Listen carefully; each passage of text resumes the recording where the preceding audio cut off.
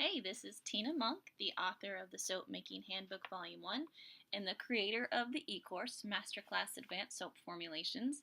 I am doing a series of videos just for beginners, and in today's video we are just going to go over additives, coloring options for your soaps, and I'm going to touch a little bit on essential oils and fragrance oils.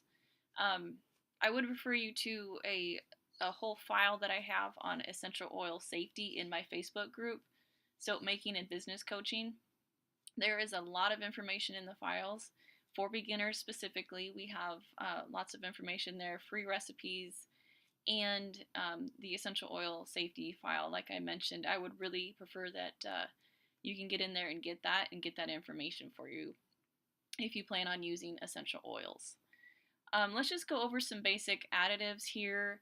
And this, of course, is an excerpt from my book, The Soap Making Handbook Volume 1, and it is available at my website, naturalsudsandmore.com. I'm just touching on a few things just for beginners in this series, and there's about 20 different videos. So let's just go over some basic things that you might be wanting to add to your soap. Sugar is a great lather booster. Normally we go with about 1 teaspoon of sugar per pound of oils. Hot process, we can go a little bit higher with that just because we need the extra heat in hot process. It really helps it cook faster. But that is not for beginners. I really would just prefer that you start with cold process and get used to it and then work up to things like hot process. Now, most of the sugar that you see in the store is going to be GMO beet sugar, which I found does not really dissolve very well in your water. I really recommend that you look for the pure cane sugar, or the organics sometimes is brown, which kind of can give a tint to your soap, but you always want to make sure that you get the pure cane sugar. It works much better in soap. Sugar is going to create a lot of heat, so I don't really recommend that you start with that if you're just beginning making soap, because it will help if you want to have gel, you can add a little bit of sugar. It's going to happen very quickly, and especially with adding honey. I do a honeycomb soap. I do have a video on that as well. You can see exactly how fast that heats up and gets to gel phase. But 1 teaspoon per pound of oil is recommended for basic things. Honey, I do tend to add a little bit extra, but like I said, if you're just beginning, I don't recommend trying to add sugar because it does create a lot of heat, and if you're not used to the process yet, that can cause some issues for you. And something else that you can do for hardness is add a little bit of salt or sodium lactate. Sodium lactate is probably one of the easier things to use. It does help with hardness. You're going to want to add, about a teaspoon per pound of oil. But just know that if you're going to be using a recipe that's going to be really high in liquid oils, sodium lactate can help with hardness to help it release sooner. And salt will too, but I find sometimes salt gets a little bit harder to dissolve, and you don't want to leave it undissolved. So in that respect, sodium lactate is much better to use for that. But you don't have to use salt or sodium lactate. It's just I wanted to make sure you were aware of that option. Beeswax can accelerate trace pretty good. So there's only one recipe that I have, the honeycomb one, that I use it with, and you can see how that thickens the soap up very quickly. So you don't have a whole lot of time to work with it. And of course you have different options for additives. Pumice is what I use in my mechanic soap. And you can use other exfoliants like ground coffee, but those tend to get pretty sharp. So I don't use very much of that.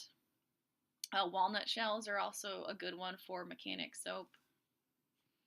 But yeah, 1 or 2 tablespoons is plenty for your whole, like a 5-pound batch. It's just, those can get kind of scratchy. Ground oatmeal I use a lot of. It is in my honeycomb soap, and I just take the regular oatmeal and just grind it up, and then I'll add about 1 tablespoon per pound of oil.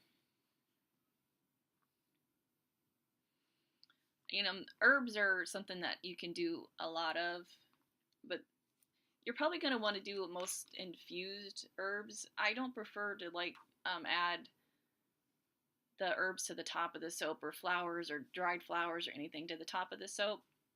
And sometimes they can scorch, or it can turn kind of ugly looking. So if I do herbs, then they're going to be inside the soap, or they're going to be infused into my oil. I do have a section in my book on infusing oils too, if you're not familiar with that. And there also is a file in my group, Soap Making and Business Coaching, on how to infuse.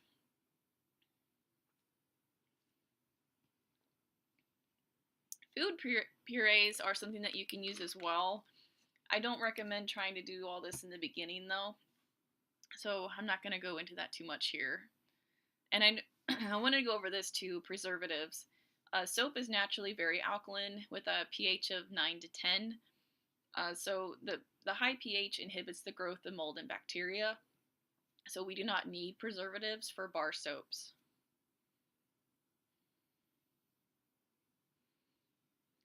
Glitter. I will go over this here. Do not use craft glitter. You are going to want to use cosmetic glitter. There's a huge, huge difference, and it's a huge liability issue if you use the craft glitter. Let's go over just some coloring options that you have. I do want to touch on some of the things that you should not use for coloring. Things like food coloring, Kool-Aid, crayons, things like that. It's happened. I've seen it. Don't do it. Natural colorants are what I use mostly. Those are clays, charcoal. You can also use the other options like micas and oxides and things like that. Those aren't considered natural, but those are your options as well. And you do not want to just go to a store and buy some of these things. You want to make sure that you're getting cosmetic grade colorants that are approved by the FDA.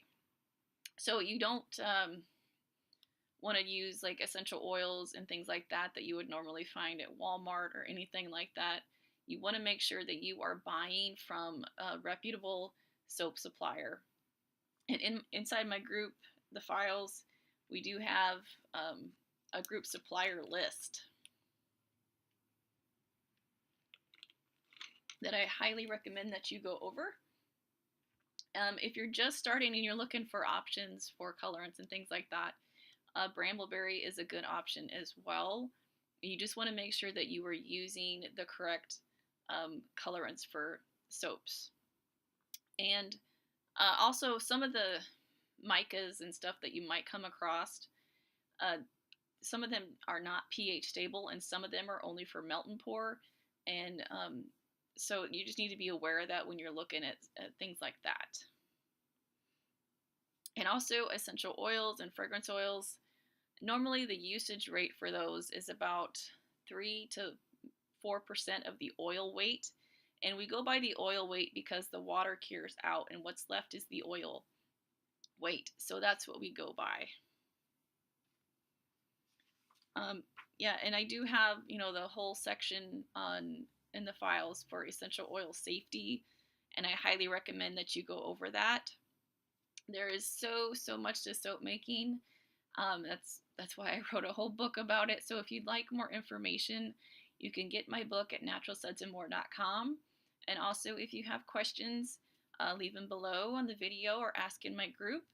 And I will see you in the next video.